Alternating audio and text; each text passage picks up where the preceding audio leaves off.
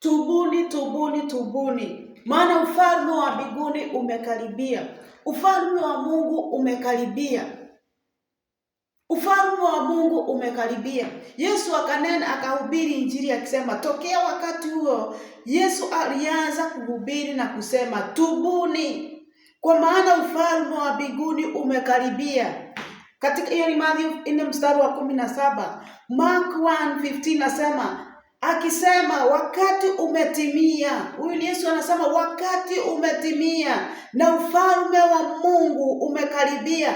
Tubuni na kuamini injili. Tubuni na kuamini neno la Mungu. Huyu ni Yesu aliweza kunena, akasema wakati umetimia. Walitamania wakati wa Yesu na wakati ule ukafika. Yesu anawaambia tubuni na kuamini neno la Mungu, maana wakati umetimia na ufalme wa Baba umekaribia. Ufalme wa Mungu umekaribia, dada yangu. Ufalme wa Mungu umekaribia. Acha tuone mwanamke mmoja.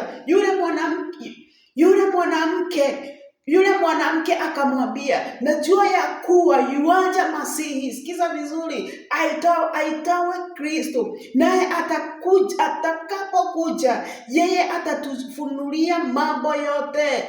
Huyu ni mwanamke Msamaria anamwambia Yesu, walikutana na Yesu. Yesu tunaijua ya kwamba ninajua ama tunajua ama maandiko imeandikwa ya kwamba Kristo atakuja, Mesaya atakuja, ambao ndiye atakayetufunulia mambo yote. Tunajua hii neno vizuri, yeye ndiye atakayetufunulia mambo yote. Yesu akasema nini? Yesu akamwambia, amini ninayesema nawe ndiye. Yesu akamwambia, unayesema naye ndiye Mesaya, ndiye Kristo. Wakati umefika. Dada yangu, mama Msamaria hakujua ya kwamba wakati umefika, ya kwamba wakati wa Mesaya umefika. Hii maandiko ya Mesaya ilikuwa imeandikwa vitabu vya manabii wa kitambo. Isaya alikuwa ametabiri, Yeremia alitabiri, neno kutoka mwanzo hata Ibrahimu na Daudi walitabiri, waliongea mambo ya Kristo kuja, na wakati ukafika. Mwanamke Msamaria alijua ya kwamba siku itakuja, Mesaya atakuja.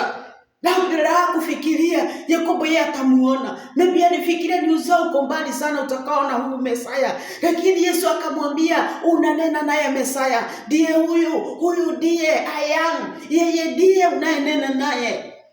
Bwana asifiwe. Dada yangu, Yesu anahubiri, anasema imetimia. Neno limetimia. Ufalme wa mbinguni umekaribia. Dada yangu, ufalme ukifika saa hii hapa huko, kama hivyo mwana Msamaria hakuwa anajua ya kwamba Kristo amefika. Ufalme ukifika saa hii kwako ukutokee, kama hivyo mwanamke Msamaria alitokewa na Mungu mwenyewe na akamwambia, unanena naye, unanena huyo unayemtarajia, unanena na huyo maandiko yamesema. Utafanya nini? Ufalme ukifika dakika hii, je, uko tayari? Uko tayari kupokea ufalme wa Mungu? Neno lilitimia. Yesu alitarajiwa kuja na alifika. Alijitoa kama dhabihu iliyo hai.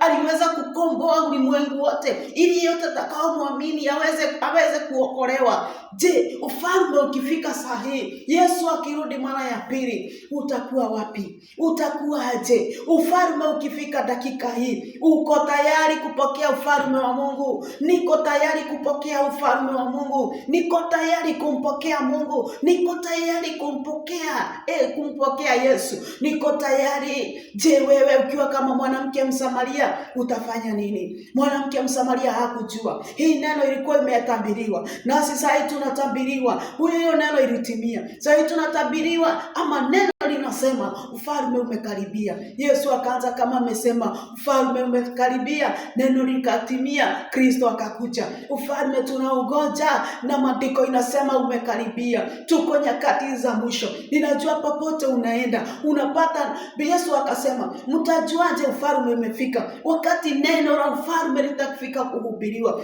wakati injili na toba litafika kuhubiriwa. Kila mahali unaenda unapata hili neno. Ndio neno la ufalme wa mbinguni umekaribia. limekaribia linanenwa. Yesu amekaribia kuja. Yesu anajidhihirisha kwa wengi. Yesu ananena na wengi. Yesu anakunenea. Lakini unaona tu ni mambo ya kawaida. Dada yangu, neno lilikamilika kwa mwanamke Msamaria. Akamuona Mungu yeye mwenyewe. Mungu akamjidhihirisha kwake. Akaenda akihubiri na kuambia Yesu amefika. Masaa yameweza kufika. Siku ya leo ufalme ukifika dakika kama hii, hatujui. Wachani niwaambie, kurudi kwa Yesu ama ufalme kufika hapa ni wa kuaminika kuliko mimi kurudi Kenya.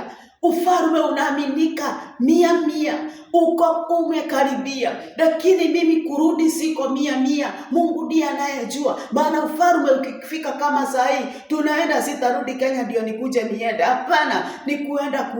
Kwa hivyo mambo ya ufalme ni ya kuaminika kuliko kurudi kwangu Kenya. Mambo ya ufalme inaaminika zaidi, hiyo ni 100%. Hii ingine tunamwomba Mungu atujalie, Mungu atujalie kesho, Mungu atujalie kufika kurudi makwetu, Mungu atujalie mambo mengi, lakini ufalme uko 100%, umekaribia.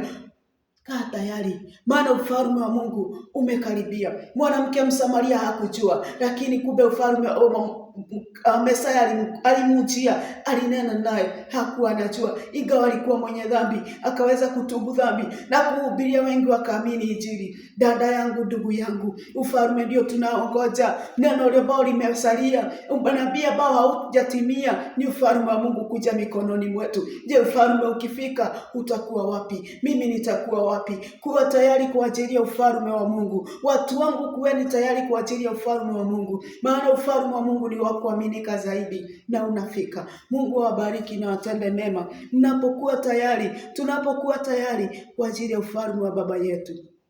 Asanteni, ninawapenda sana.